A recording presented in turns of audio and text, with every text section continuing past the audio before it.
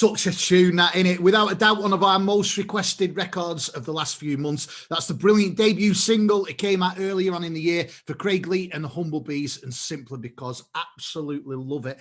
And the good news is the band have got a brand new song out. It is available today. It's called Tell Me Pretty Baby, and it's an absolute honour to say I have my old mate with me today. Craig Lee, how you doing, man? Hello, Dave. Thank you very much for having me on the show. Do you know what? It's an absolute pleasure, and you know I've been a fan of yours for quite a long time, and that debut song, man, Simply Because, I'll tell you what, you've got to be happy with the response on that it's had. Yeah, I'm overwhelmed. I set goals as I really wanted to do, of 1,000 likes on Facebook, which we achieved, and 1,000 streamed on Spotify. Doesn't sound loads, but that's just Spotify. So that's not including Amazon Music and iTunes and all that. That's just Spotify. So we've achieved that as well. So I'm really happy with both of that. And of course, it's at a time where we're in a pandemic and you've not been able to get out properly and gig and promote it live. So, you know, it's a good effort, that. So we're going to talk about your new single, about the future of the band. But first of all, Craig Lee, tell us a little bit about yourself. You know, what are your first memories of music? My very first memories of music was when I used to march around the living room with my granddad, who's sadly no longer with us, and I'd have a little drum, like I would be playing a little drum because I always wanted to play drums until later in life when I realised I had no rhythm. I was absolutely terrible at drums, and he used to have the big buffet thing, like a big circular buffet, and he'd be banging it like a big bass drum, and we'd be marching around to sort of trooping in the colour, and that's what got me into that. I loved music, and then I got into brass bands, and then I saw a rock and roll band at school, and that sort of thought, I can do that, I can play a bit of Arctic Monkeys, and then it just spiraled from there. I started learning guitar. And do you know what? I've known you for a few years now, and you know how much I respect you and I admire you, and a lot of that comes from the fact that, you know, like myself, you're a massive fan of the late 50s, early 60s rock and roll scene.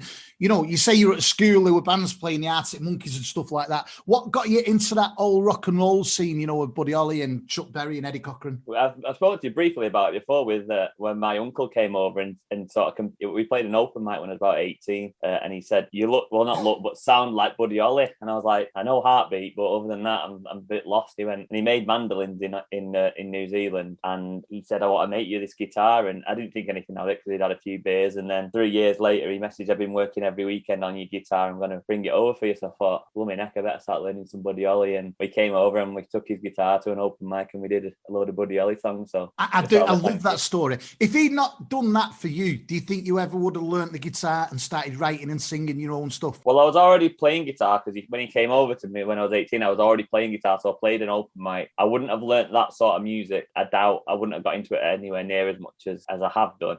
That sort of was the time I started writing, just after I started learning that. So maybe that was the sort of catalyst for me to start writing. Yeah, weirdly, I've never thought about that, but yeah, that is about the time I started writing, about 18, 19, when I was starting uni. I love that. I love it. So, you know, like I say, your look, your style, your sound, your music, it's all very, very based on the great rock and roll scene from the late 50s and early 60s. But what about you? Who would you say your other influences are, and what kind of music do you listen to in your free time? I absolutely love the Vaccines. I think Justin Howard Young is one of the best songwriters that I've ever seen ever. Like, I absolutely love how he uses metaphors, and that's what I'm trying to sort of emulate or match, even sort of as good as early Arctic Monkeys stuff, but he's actually more developed in his songwriting and he's more poetic. As I was a trained English teacher, I'm into sort of deep metaphors and poetry, and that's so hard to get across after one listen. You have to listen to it, even like Bob Dylan, you have to listen to 1,000 times before you actually understand it, and that I look for that deeper meaning in songs, and I try and do that in my own songwriting.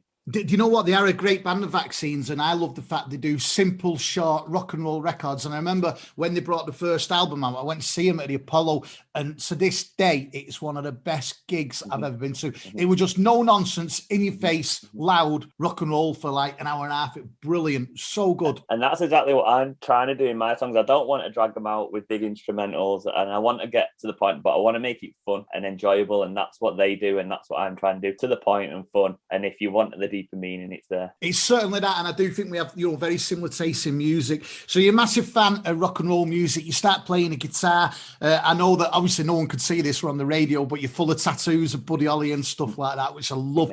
So you were doing music, and then you had a bit of time out. You went to Australia for a year with your now fiance. Yeah. As I just mentioned, I got a secondary school job that she sort of persuaded me to do. She went, "Come on, get a career." So got a year, trained in the career because she was a teacher as well, or she still is, and did the training for a year. Got a job, and about 3 months in, she went, "Look, why don't we go and move to Australia?" I thought, "Just got this job for you. Like, I've just done all this work. You want me to go to Australia now? Give it up." So got to Christmas, and I thought, "I've had enough of this. I'm out of here." I went, "Come on, pack up, we're going." So we both quit our jobs and we went to Australia for a year. I took a little travel guitar with me. I carried this travel guitar from the bottom of Australia to the top, and I came back down. But unfortunately for me, they didn't sell that guitar. They didn't really sell any travel guitars in Australia, so it was worth double what I paid for it. So I managed to trade that up, and then I traded up again to a decent, really nice like Takamine guitar. And 3 weeks before we were planning to move over, because we went and travelled Australia as well, I put it on Facebook. And this guy messaged straight away, "I'll take it off you for what, $300, $400, whatever it was." I went, "Yeah, that's fine, but I'm not ready to let go of it just yet. We're moving out in 3 weeks. Would you mind hanging on?" I thought, he's not going to go for this, but I'll try it.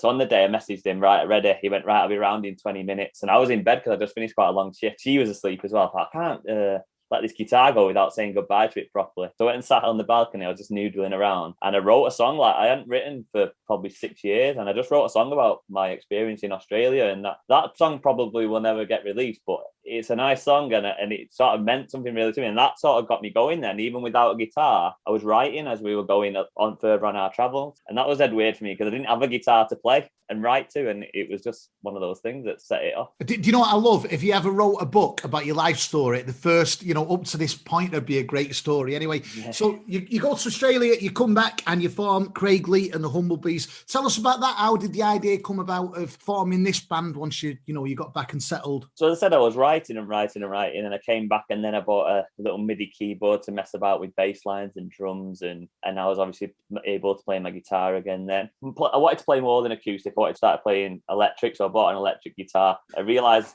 using the MIDI keyboard that I needed a bit more behind me. I started talking to a guy called Chris.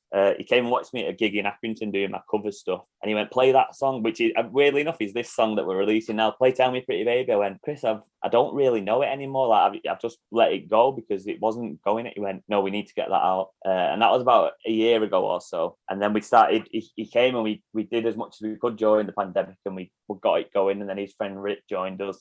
And it just sort of went from there. We got the band together, and now it's ready for release. Weirdly enough, it's come to the complete circle. It's really, really good. I'm a fan of the band, and a few months ago, we started doing a thing at Rochdale Football Club called Inside the Arena, Sweetmore's live sessions, where every Thursday night at 7:00, a band plays on the pitch for 15 minutes. And it was dead important to me as a fan of yours that you were the first one. And it is available now still on the Rochdale Football Club YouTube channel. Just search Inside the Arena.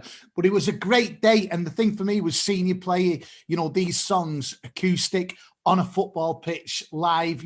It was so good. What are the plans for the future of the band, Craig? Have you got any plans of doing any live gigs or anything like that? Well, world exclusive for your show, Dave. We are actually planning something in the pipeline for August. It's hard, as I said before, I was professional covers. Chris and Rick are both very skilled professional musicians, so I can't expect them to come and play for now or for 50p. So the only way we can really do that is to generate ticket sales, which is obvious, really.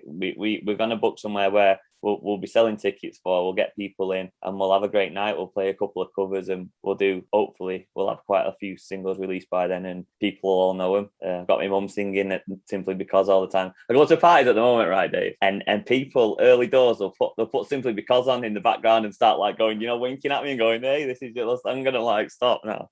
And then a bit later on they play it again, but then they play it again, and I thought that's what you want, isn't it? Like it's not like they're just playing it just because you're there. It comes on again and again because it's on their playlist. So I'm like, oh, you actually do like it then. So do you know what? It's such really a good song. And when we first played it, it was part of the Sweetmore 60-second profile thing. And I remember texting you saying people are going absolutely mad. They just love this song. So it is so good. So obviously Simply Because is available now. We've been playing it for ages on this show. Hopefully we've got some live dates coming up. You will keep us up to date with gigs and stuff, will you? Yeah, definitely. Yeah, say that one should kick it off in August. I'll give you those details when they come through. And tell us about this song you've got coming out. We're going to play it in a minute. This is your brand brand new song. It's available today. It's called Tell Me Pretty Baby.